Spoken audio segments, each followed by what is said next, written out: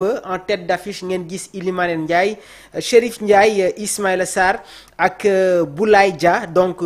les sénégalais ñi nga xamante ne ñoom laa lim léegi nii nekk nañu buteur ci week-end bi nga xamante ne moom la ñu jugee déjà Iliman Ndiaye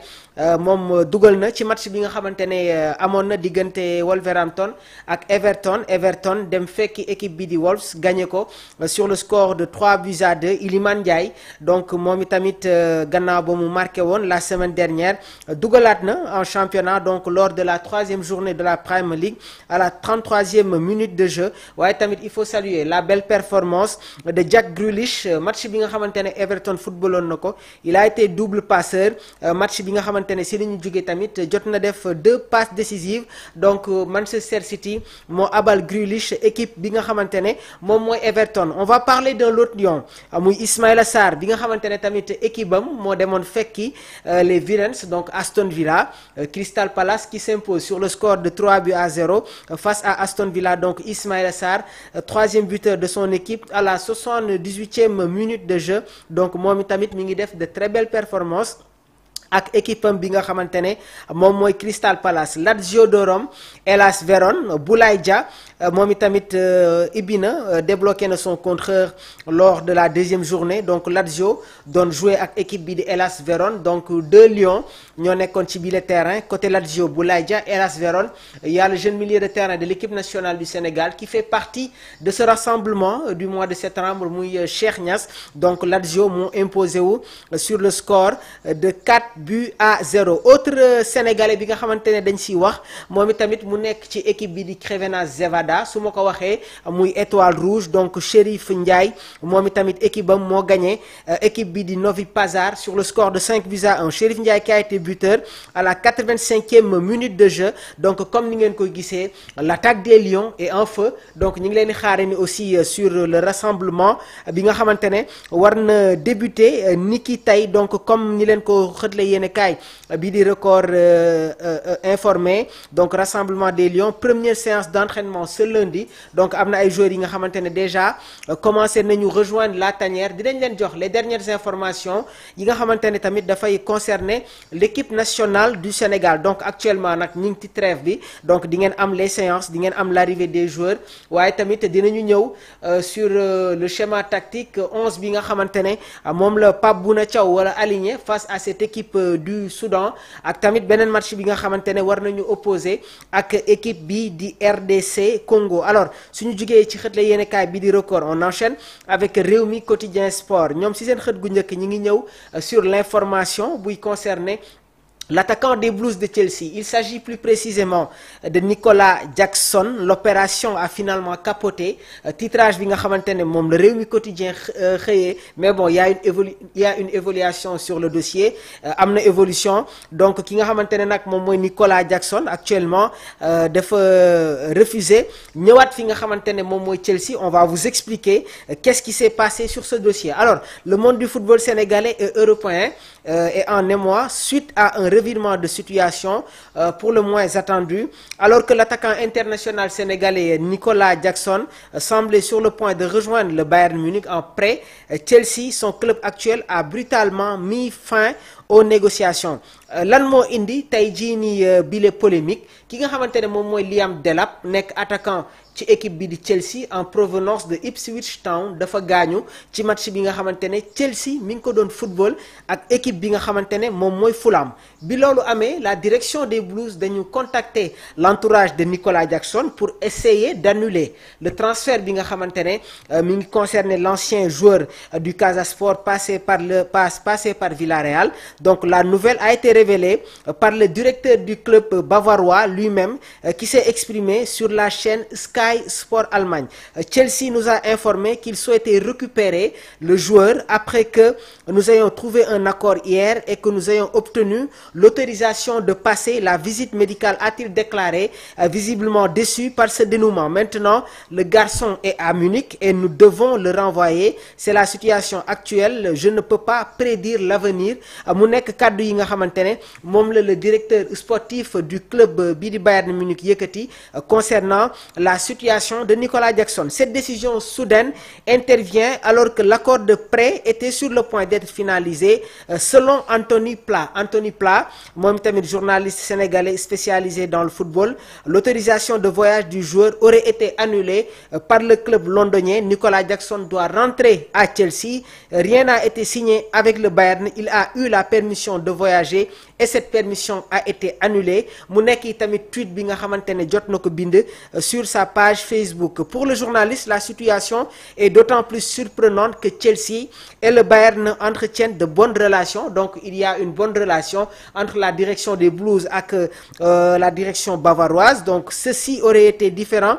s'il s'agissait d'un transfert permanent et non d'un prêt, a souligné Anthony Pla. Alors la réaction de la communauté footballistique ne s'est pas fait attendre. Sur les réseaux sociaux gis nañu de nombreux internautes ñoom itamit jot nañu exprimer leurs indignations face à une décision qualifiée de cruelle ou injuste. Anthony Pla lui-même a qualifié cet acte d'inhumain et scandaleux tout en reconnaissant que le joueur est sous contrat et l'employeur a le dernier mot. Si loolu yi tamit ñun en tant que journaliste sportif am na ay kaddu yi nga xamante ne war nañ ko yëkkati concernant tey jii la situation de Nicolas Jackson. Loolu moo tax man tamit démb am na benn article benn publication boo xamante ne jot naa ko def si samay plateforme et c'est un message bi nga xamante ne dama koy lancer à la direction des Blues. Franchement ce que la direction de Chelsea ce que fait la direction de Chelsea avec Nicolas Jackson, c'est un manque de respect total. Ils l'ont laissé partir pour qu'il puisse se relancer dans un club comme le Bayern Munich et maintenant ils veulent le rappeler comme une vieille chaussette juste parce que l'un de leurs joueurs, Delap, est blessé. C'est une attitude ingrate, irrespectueuse et inadmissible. Jackson a été sérieux, a travaillé dur et montré de très belles choses chez les Blues. Il mérite un traitement bien plus que digne que ça. Moi, je soutiens Nicolas Jackson à 100% et j'espère qu'il tiendra bon pour aller au Bayern là-bas. Il aura vraiment une chance de s'imposer et d'avoir du temps de jeu, contrairement à la situation incertaine qui l'attend encore à Chelsea, même avec la blessure de Liam Delap. Pour terminer cette publication, Chelsea ferait mieux de respecter ses joueurs au lieu de les traiter comme des pions jetables. Donc man tamit lii laa publié si sama compte Facebook. Par la suite tamit dama ko terminer ak tweet bi nga xamante ne Diomansy Kamara def na ko bi mu yëgee bile nouvelle. Avion ne fait pas marche arrière, ne retourne pas gaynde. Lii moo nekk message bi nga xamante ne tey jii dañ koy apporter Nicolas Jackson bi nga xamante ne mi ngi traverser une période un peu compliquée et jamono ji nag je pense que Chelsea ñoom tamit ñi ngi soog a mesurer impact bi nga xamante ne Nicolas Jackson am na ko ci équipe bi nga xamante ne moom mooy Chelsea. On va toujours rester avec cette actualité bi nga xamante ne day concerner toujours l'attaquant de l'équipe nationale du Sénégal qui va rejoindre la tanière pour les 2 prochaines rencontres de l'équipe, donc face au Soudan ak équipe bi nga xamante ne moom mooy la RDC. Donc Diomansy Kamara li mu wax moom mooy la position reste inchangée. Jackson veut rejoindre le Bayern Munich. Sur une story Instagram, l'agent a d'ailleurs laissé entendre un retour en arrière n'était pas envisagé. Avion ne fait pas marche arrière. Munich mu nekk kàddu yi nga xamante ne moom la Diomansy Kamara yëkkati bi mu déggee la décision bi nga xamante ne jóge na sur la direction des Blues. Léegi nag dossier bi dafa am beneen rebondissement. Sànq gis nañu Fabrizio Romano sur sa page moom itamit mu joxe beneen information. Li mu wax mooy ba tey jii nii il y a les discussions entre équipe bi nga xamante ne moom mooy Chelsea ak Bayern Munich parce que Chelsea gannaaw ba ñu jéemee dem rapatrier Nicolas Jackson antuwul dañu dem jëliwaat Marc Guéhi bi nga xamante ne mi ngi jóge woon FC Barcelone nekk ci équipe bi di Chelsea jël ko abaloon ko équipe bi di Sunderland. Donc bi problème bi amee dañu dem wooyuwaat Marc Guéhi pour mu ñëw remplacer ki nga xamante ne moom mooy Liam Delap. C'est officialisé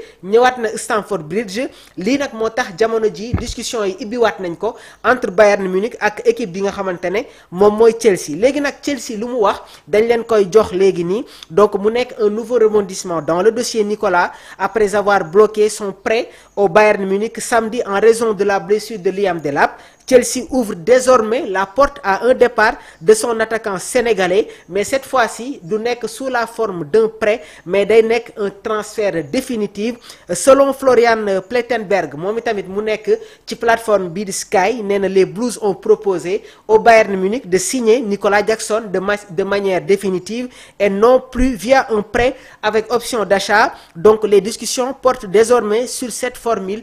qui est en train, voilà, qui pourrait relancer l'opération. L'opération a été relancée, confirmée par Fabrizio Romano. Chelsea nag cependant mi ngi conditionné ce départ à l'arrivée d'un remplaçant ki nga xamante ne moom mooy l'international danois nekk ci équipe bi nga xamante ne moom mooy Sporting muy Konrad Harder nekk tamit une révélation du RBK Salzbourg. Bokk na tamit sur les pistes prioritaires des Blues, mais le jeune attaquant est aussi fortement courtisé par un club bi nekk dans la Bundesliga, plus précisément équipe bi nga xamante ne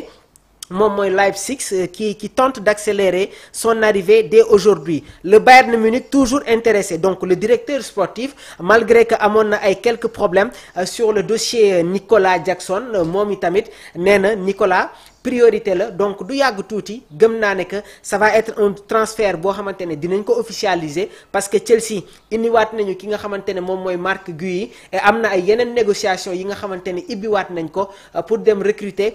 Konrad Harder nekk international danois nekk dans le championnat portugais du football ci équipe bi nga xamante ne moom mooy Sporting. On va terminer rapidement avec la une des journaux sportifs avec le CHAN 2025, donc le Maroc champion d'Afrique. maa ngi ñëw léegi nii suñu mbokk internet yi jëli tamit réaction yi nga xamante ne yéen ngi koy indi ci biir Sport Life 221, donc maa ngi ñëw si commentaires yi. On termine avec le CHAN 2025, le Maroc champion d'Afrique, donc le monde du football. Donc voilà, dañuy ñëw rapidement sur